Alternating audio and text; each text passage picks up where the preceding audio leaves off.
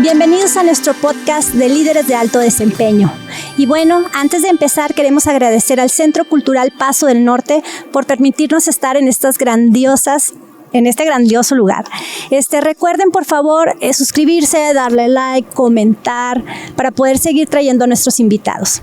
El día de hoy estamos de plácemes porque contamos con un gran personaje que es el doctor Enrique Cortázar, poeta, escritor, proveniente de la ciudad de Chihuahua. Estudió leyes en la Universidad Autónoma de Chihuahua con maestría en Harvard y un doctorado en la Universidad de Nuevo México, de Albuquerque, Nuevo México. ¿Sí? Bienvenido, doctor. Gracias, muy amable. A la orden. Doctor, para quienes no tengan el gusto de conocerlo, sobre todo a estas nuevas generaciones, ¿qué nos puede contar? ¿Quién es Enrique Cortázar? Bueno, Enrique Cortázar es un ser que ha ido trastabillando en la existencia, porque yo originalmente en Chihuahua, por la influencia de un jesuita que nos daba clases en la preparatoria, el Instituto Regional de Chihuahua, nos motivó tanto por la cosa social que empezamos a trabajar en pro de un sindicalismo independiente, democrático, libre de la tutela de los empresarios o libre de la presión del gobierno, que fuera un sindicato realmente limpio que viera los intereses de los trabajadores y no un sindicalismo precisamente vindicativo, peleonero, conflictivo, sino todo lo contrario, pero que hubiera una justicia, un ajuste en la cosa salarial que se vino a dar hasta hace poco.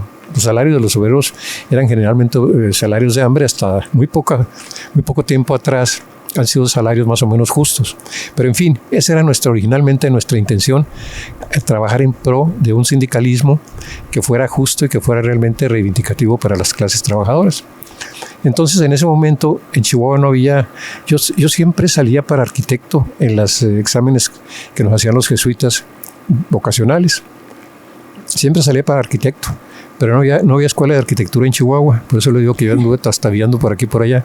Entonces, motivado por la cosa de que yo quería realmente ayudar desde la doctrina social cristiana, del Rerum Novarum del siglo XIX, donde se recomienda el sindicalismo como un vehículo de justicia social por el Papa de esa época.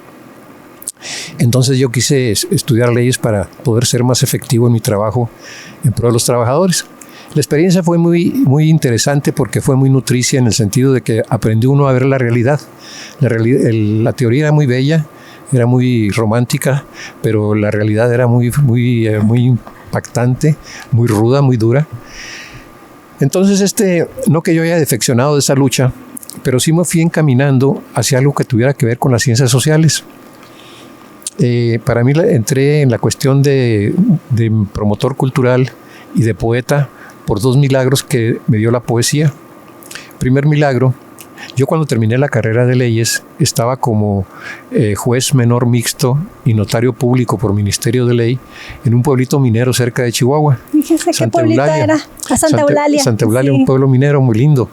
Entonces yo tengo un jeep todavía, de esos de la guerra.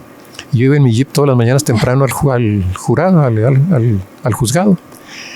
Y una mañana que iba yo ahí por el desierto, una mañana de primavera muy fresco, muy a gusto, oí en el radio a Pablo Neruda, que yo no sabía quién era Pablo Neruda, leyendo o diciendo un poema que me golpeó, me llegó tan al fondo en las entretelas del alma que me quedé como mudo diciendo yo quiero eso, ¿qué es eso, Dios mío? Era Pablo Neruda leyendo El Gran Mantel, un poema precioso sobre el hambre en el mundo y una especie de denuncia a este problema tan tremendo del hambre en el mundo. Llegué al juzgado, hice a un lado los expedientes, dejé a los borrachitos de fin de semana un poco más allí, unas pocas horas más. Sí, unas pocas horas más. Y empecé a escribir, pero me di cuenta que tenía yo una incontinencia inspirado en aquello que había escuchado, que es un poema, ese y un poema El Perezoso, fueron dos poemas que escuché en el camino, en el trayecto, y los dos poemas me dejaron fascinado, ¿no? Me cambiaron la vida.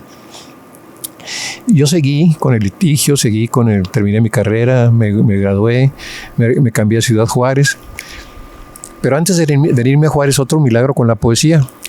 Un jesuita, Gabriel Cámara, que actualmente es uno de los consejeros a nivel federal en educación. Su tesis doctoral sobre la educación socialmente productiva era en Harvard, precisamente. Entonces él tenía un gran prestigio en la Universidad de Harvard por el grado de tesis que había investigado, que era una cosa realmente sorprendente, un nuevo estilo para la educación. Entonces este jesuita me recomendó, mandó una carta de recomendación. Yo tenía muchas ganas, yo sabía que Octavio Paz estaba en Harvard dando clases. O sea, el jesuita lo recomienda. Un jesuita me recomienda para que vaya a la escuela de educación y literatura en Harvard. Wow. Entonces, y amigos míos que los recomendaban secretarios de Estado o secretarios de Educación, no los aceptaban. O sea que era más valioso para Harvard que un exalumno de Harvard recomendara a un colega o un amigo en ciencias sociales, en este caso, ¿no? Entonces esto yo digo que se lo debo a Gabriel Cámara, el haber sido aceptado en la Universidad de Harvard. Y yo me encaminé mis intenciones hacia allá porque ahí estaba dando clases Octavio Paz. Ya para entonces yo había escuchado también en Chihuahua, fue otro milagro con la poesía, al gran poeta mexicano Carlos Pellicer. Carlos Pellicer Cámara, primo hermano de Gabriel Cámara, del jesuita. Fui invitado por el jesuita, fueron puras coincidencias que me fueron alimentando, ¿no? La vida lo fue alineando. Exactamente. Lo invitó el jesuita a que diera unas conferencias sobre la cultura prehispánica en nuestro país. Este poeta, Carlos Pellicer Cámara, era un erudito en cuestiones de cuestiones prehispánicas. Entonces dio una plática en la Quinta Gameros tan preciosa que yo me quedé también así como alucinado. Dije, esto lo tiene que escuchar mucha gente. Yo ya me estaba viniendo a Ciudad Juárez, ya había puesto casa, estaba yendo y viniendo a Chihuahua. Entonces le dije al maestro Pellicer, oigan, ¿podría ir a Ciudad Juárez en un futuro inmediato a dar esta plática? Claro que sí. Total, lo traje a Juárez, esto fue como en 1972, 73, y de ahí empezó mi periplo como promotor cultural sin darme cuenta.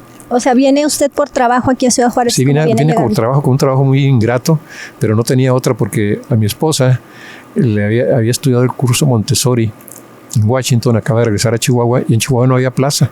Okay. Entonces aquí en Juárez le ofrecieron una plaza en un Montessori que estaba ahí en la Valentín, ¿cómo se llama? La Valentín Fuentes. Ahí estaba el Montessori. Ahí estaba un Montessori.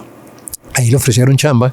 Entonces nos venimos y entonces a mí un amigo de Chihuahua que trabajaba en el gobierno del estado, que era el subtesorero, Muñiz, me consiguió la subjefatura de un departamento aquí en recaudación de rentas que era ejecución fiscal, que era una cosa horripilante andar persiguiendo a los causantes morosos. Entonces yo me transformé en un monstruo de Tasmania sirviendo a los causantes morosos. Pero les tiraba una poesía ahí para que no se sintieran tan mal. No, sí, después escribí algunas cosas.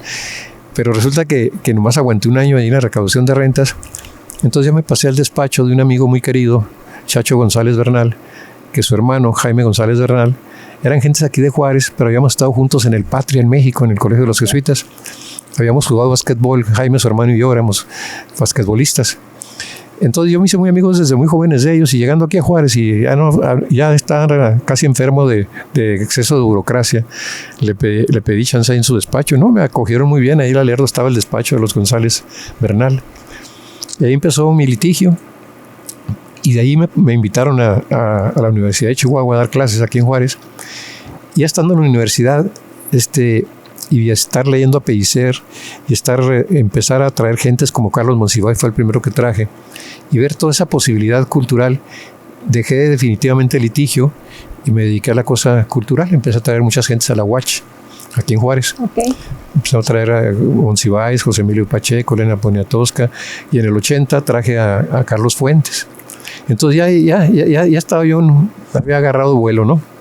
Y ahí fue para adelante, todo fue empezar a escribir poesía y hacer promoción cultural simultáneamente. Entonces tuve la suerte de ser amigo de grandes figuras de la literatura, de la poesía, de la pintura. Con José Luis Cuevas, desde el primer día que lo traje, los hicimos íntimos amigos, tipo generoso, genio de la pintura, del dibujo.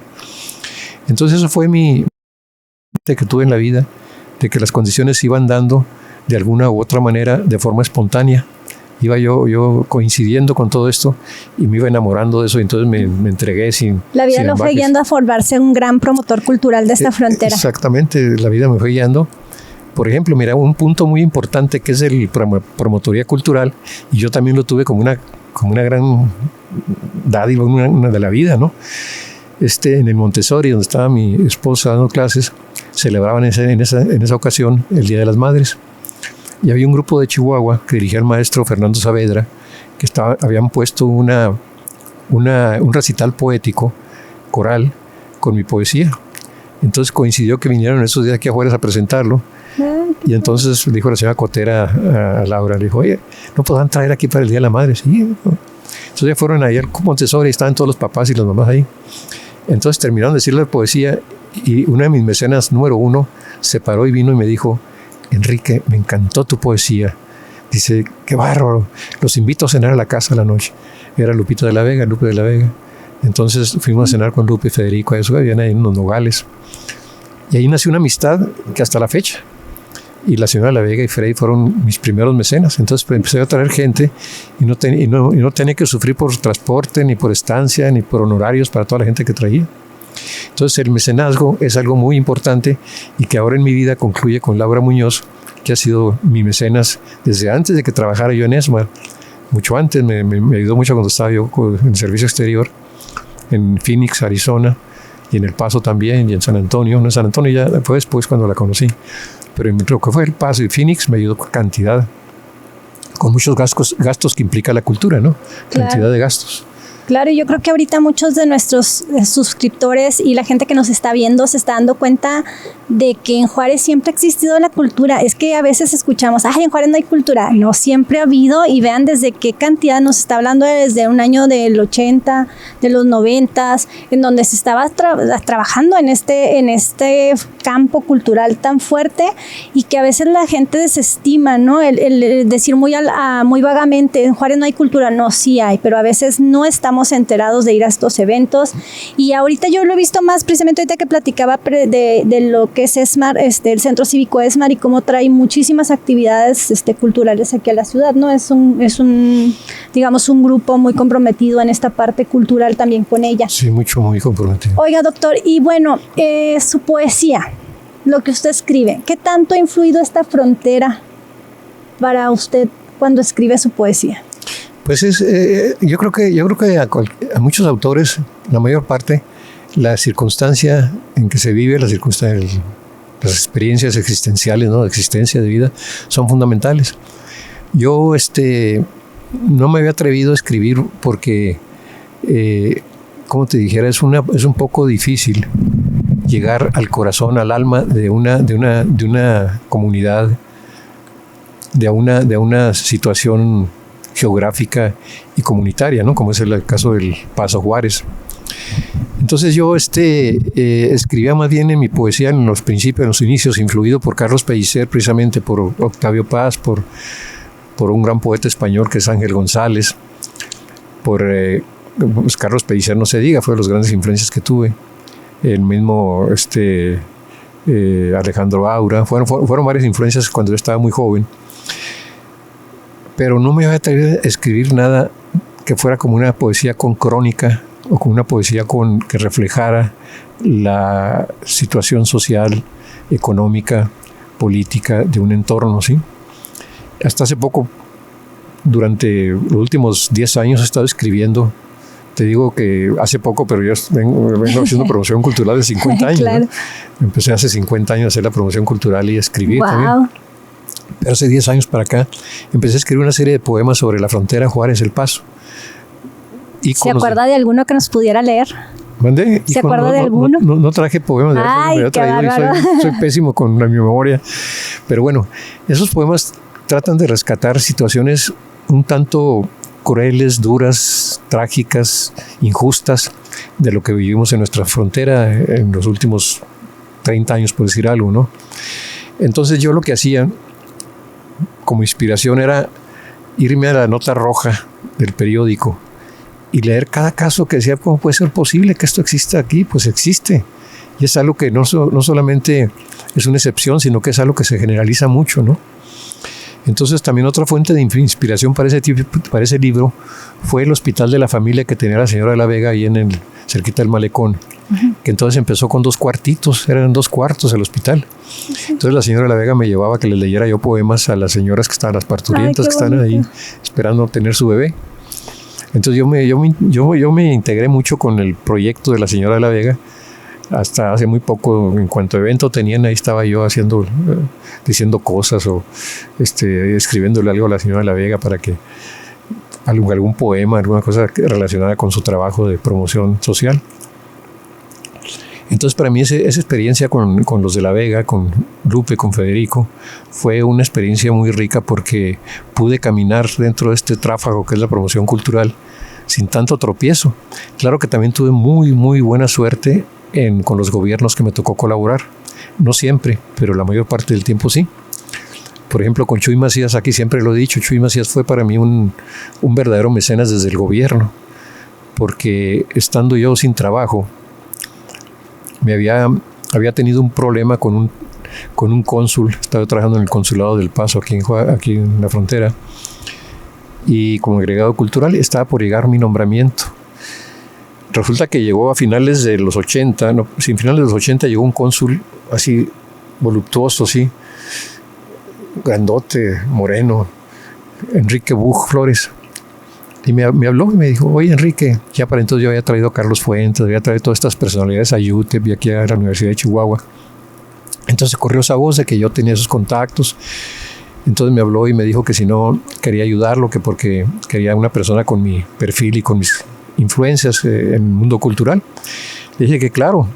Me dijo, nomás que ahorita no tengo presupuesto más que para medio tiempo, te vienes medio tiempo y yo voy a presionar mucho en la Secretaría para que te den tu nombramiento ya formal de agregado cultural con todos los beneficios, el buen salario y todos los beneficios, ¿no? Le dije, claro. Entonces me consta que le estuvo mandando oficios y no contestaba nada a la Secretaría. Entonces yo seguía haciendo mi trabajo. Hasta que me encontré con la directora del Internacional de Promoción Cultural de la Secretaría, Luz del Amo, y el asistente de ella era un poeta, Daniel, ¿qué? Ahorita se me fue el nombre, bueno, era un poeta, y me acuerdo que me dijo, oye Enrique, acá fue antes de tener una entrevista con ella, con Luz del Amo, me dijo, la promoción cultural que estás haciendo en El Paso es la mejor que está haciendo ahorita en el mundo, me dijo. ¿Cómo? Le dije, no puede ser cierto. Sí, me dijo, en ninguna parte del mundo están trayendo tanta gente de tanta calidad y cubriendo tanto espacio, porque yo giraba por ejemplo, a Cuevas o a Fuentes o a Carballido.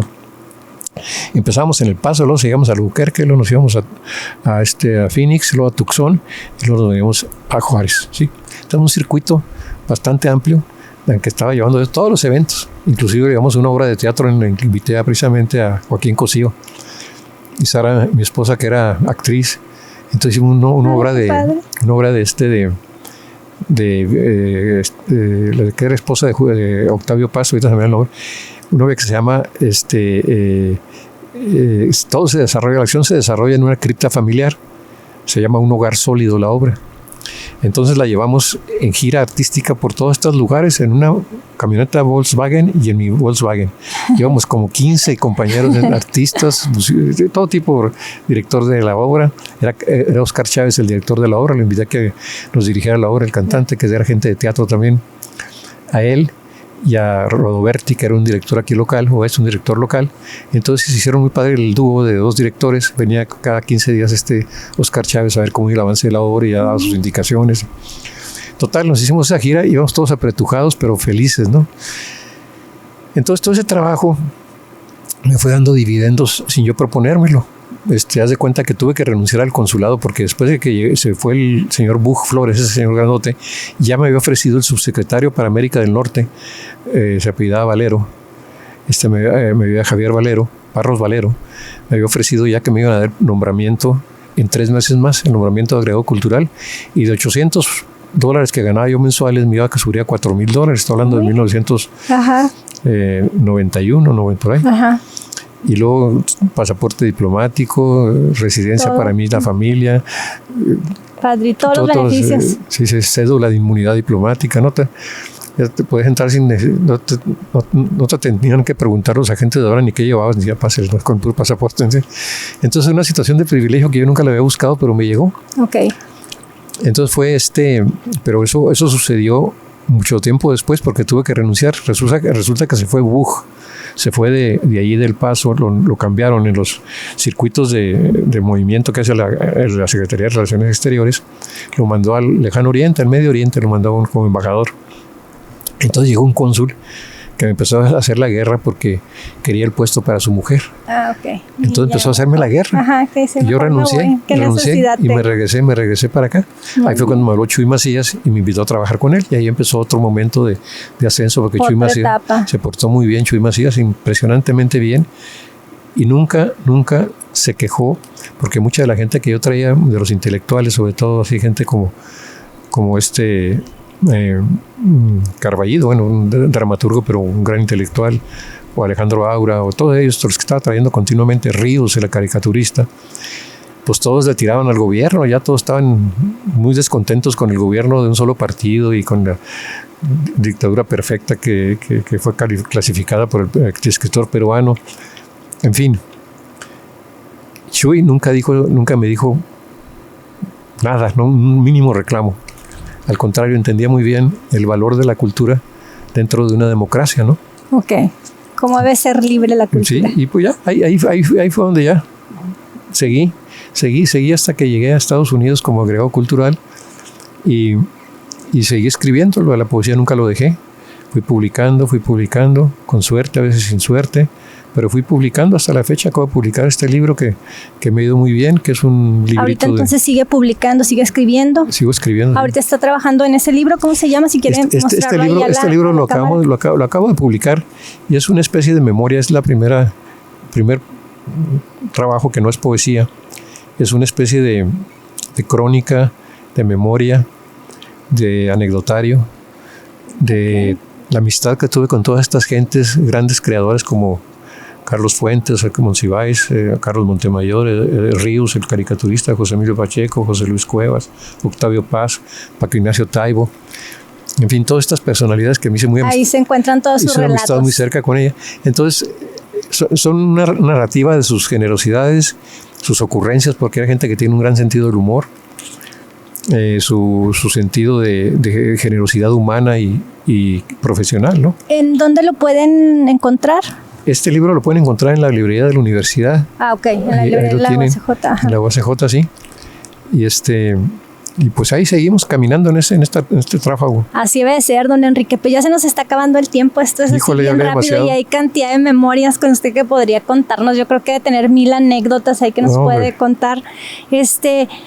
Usted, para finalizar, algunas palabras que nos pueda decir, ¿cómo ve ahorita la cultura en Ciudad Juárez? ¿Qué pros, qué contras? ¿Qué nos puede comentar? Bueno, la cultura entendida como las bellas artes, ¿verdad? Y la literatura. Porque la cultura en sentido amplísimo, pues es todo lo que hace el hombre, ¿verdad? Todo lo que no es naturaleza.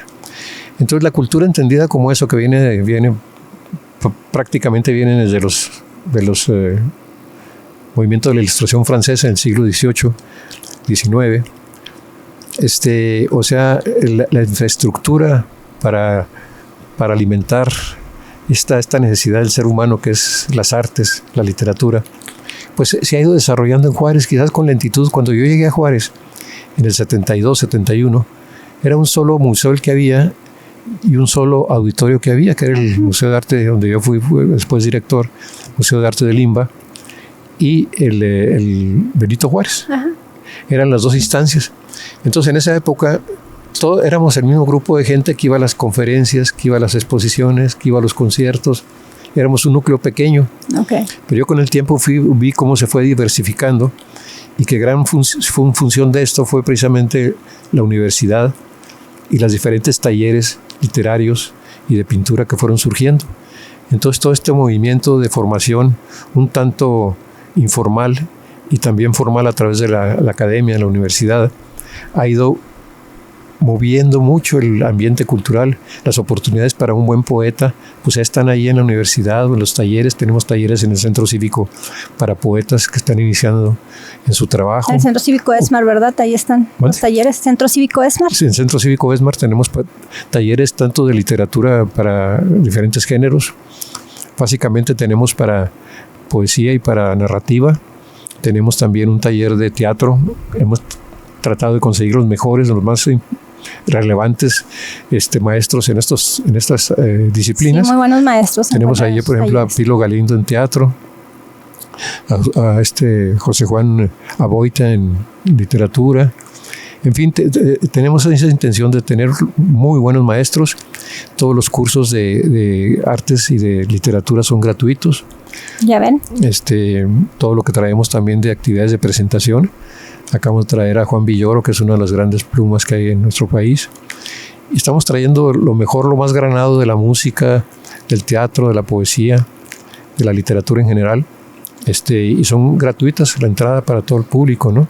Muy bien, es bueno, grandes... ya saben, gratis para todos los públicos. Centro Cívico Esmar cuenta con talleres, que ustedes acérquense, hay para todas las edades también, para ¿verdad? Todas las edades, hay talleres que han promovido el área de publicidad y mercadotecnia, que es una serie de talleres de oficios, oficios de todo tipo, ¿no? Desde bordado hasta lenguaje de señas. Es decir, es una gama muy interesante. Y yo estoy encargado más bien de los talleres de artes y de literatura, muy bien, de bellas artes. Y sí, eso es un centro que ha dado mucho a Ciudad Juárez y va a seguir dando mucho más, porque ahorita ya el uso del espacio es muy intenso, ¿no? Está lleno de gente. Qué bueno. Que han hecho suyo ese espacio, que es una de las cosas muy bonitas. Qué bueno, ¿no? esa es la idea, de que con toda esa experiencia... Una comunidad, sí, realmente. Que sea toda esta comunidad. Bueno, pues muchísimas gracias por acompañarnos el día de hoy. Hombre, muchísimas gracias, se lo agradecemos mucho. Y por favor, suscríbanse, denle like, comenten qué les ha parecido. Los esperamos en un próximo capítulo de aquí de Líderes de Alto Desempeño. Muchísimas gracias, doctor. Al contrario, muchas gracias a ustedes. Hasta luego, bye bye. Videos corporativos, protocolos de seguridad, video de inducción, comunicación que conecta, el poder del video en la industria maquiladora. Video industrial, comunica diferente. En Equipos a la Mexicana te ayudamos a desarrollar el talento de tu empresa con conferencias, cursos de liderazgo, desarrollo y programas de habilidades blandas, formación y creación de equipos de alto desempeño, equipos autodirigidos y eventos de integración. Instructores con más de 15 años de experiencia en el mercado a nivel nacional y trabajando con empresas de talla internacional, nacional y locales.